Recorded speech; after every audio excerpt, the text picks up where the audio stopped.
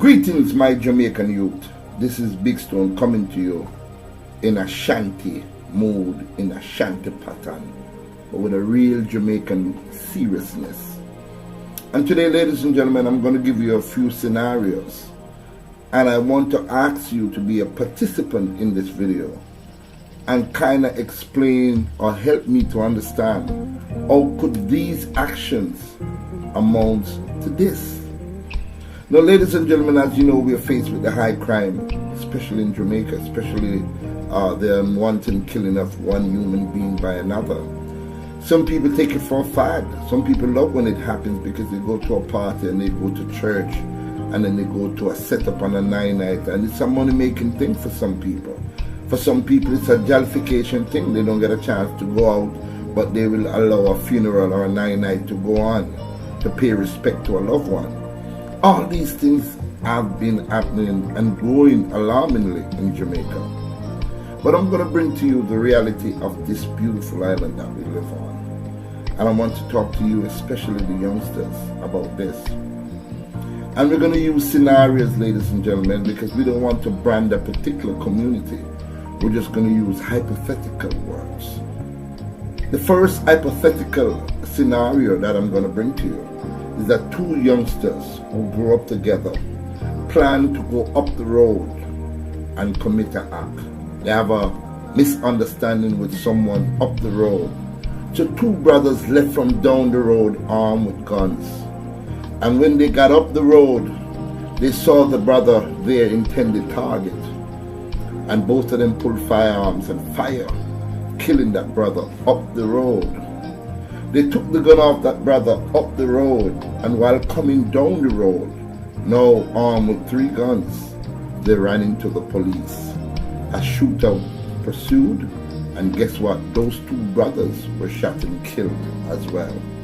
Now, ladies and gentlemen, the appalling thing about this, and it still troubles me to this day, is that the same mortuary, the same van that pick up dead bodies, that came to pick up the youth that was shot and killed up the road, was the same van that picked up the 2 youths that police shot and killed down the road, being armed with these weapons.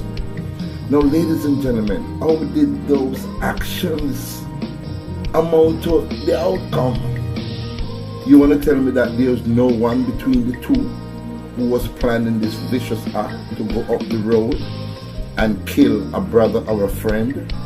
They could not have thought this out among themselves and said, listen, if we go up the road and we fire a shot, police might hear us, and they might end up in the situation that they ended up in. None of them didn't think about the consequences of their actions. And how could it be, ladies and gentlemen, the same van that picked up the brother that was killed up the road is the same van that is trafficking or taking all 3 of them to the morgue? There's another hypothetical scenario, ladies and gentlemen. This happened in the country parts in Jamaica. A man at about 11 o'clock took a firearm and he went searching for his enemy, so to speak. And at 11:05 he pulled the trigger and shot and killed his enemy. And while making good his escape, ladies and gentlemen, boom, he runs into the police again. A shootout happened, and of course, he ended up dead. Look at the consequences of your actions. Look at the consequences. They say karma is a bitch. Karma has payback time. Karma is what goes around comes around. So why can't we not see our brothers as friends and not enemies? Speaking now to the amount of money that the Minister of National Security has put into fighting crime, it's an alarming amount of money to reassure the Jamaican people that something is being done or something great is about to happen. But ladies and gentlemen, if we address just the, what you call it, the cooling down of any crime and not the starting up of that crime, then you know what is going to happen, ladies and gentlemen?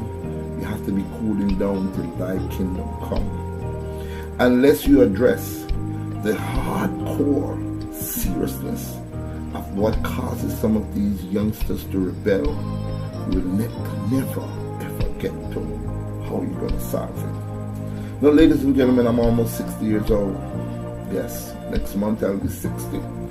And growing up in Jamaica wasn't easy. It was very poor and hard, and it's still poor and hard, but we're trying our best to survive.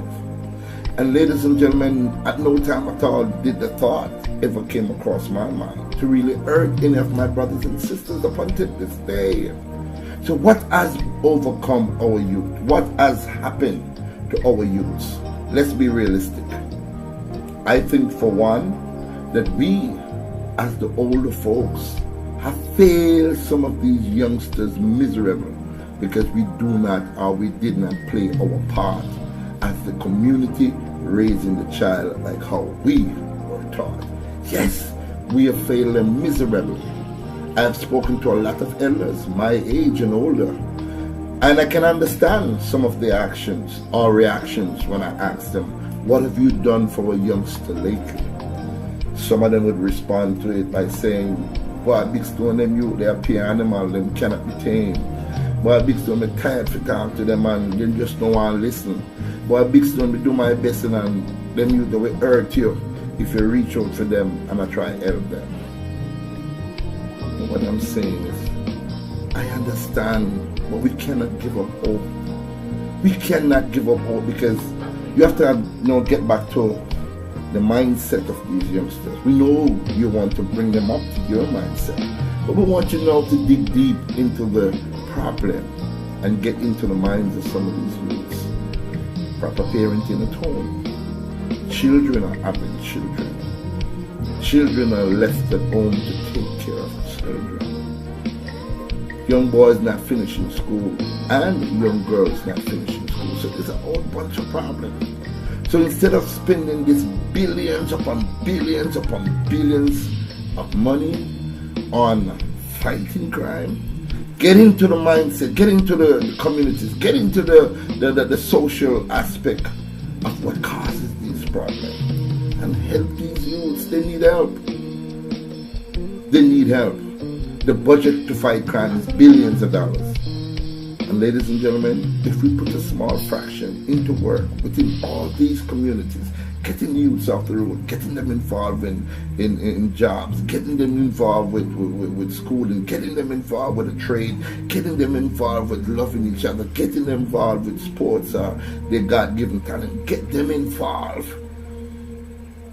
I don't see too much program getting the youths involved. Make that be a national drive.